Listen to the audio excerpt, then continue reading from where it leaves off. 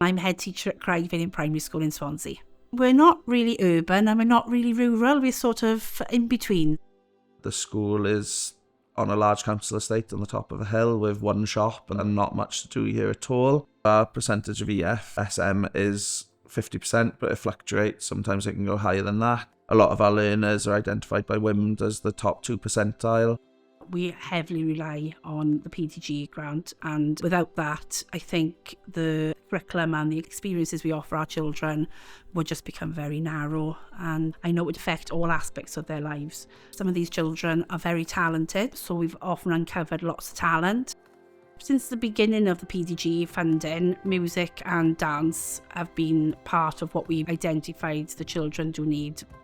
That's always been a passion for our school because we've seen the impact on the children. The sort of gardening aspect, that circular economy type approach, is definitely something that we've identified that we can use that grant for, because at the end of the day we want this community to be self-sustaining. We want it to be able to grow with the children often leading the way, but just to build confidence with their parents and the older generation in the community, just to build that confidence and the pride in where they live. We've got the sort of expressive arts type approach. It's new for us to be able to use sign-in with them. I think we were ahead of the game. We were already looking at it as being the most inclusive language, and to see our children use sign language in the dinner hall, the way that our children that are non-verbal and perhaps on the spectrum are now beginning to communicate using sign language.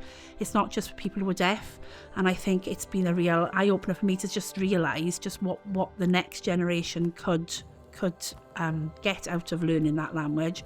We've noticed that the number of parents coming in to support in like cooking club, in the cafe, in gardening club has increased as well. They want to be part of the school because they can see their children enjoying and they want a part of that enjoyment almost. The cafe opens every Friday morning, absolutely run by the children.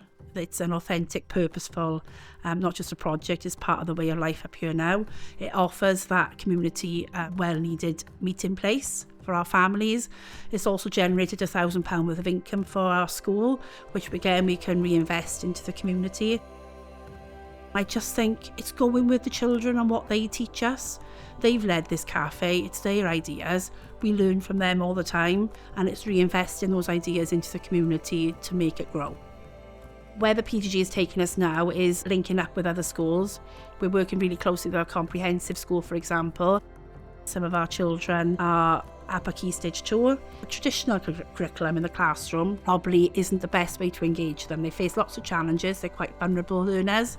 So we've worked with the design technology department in the comprehensive school. They've created bird boxes, they're out in the garden. They need that purpose, they need to have ownership of their learning.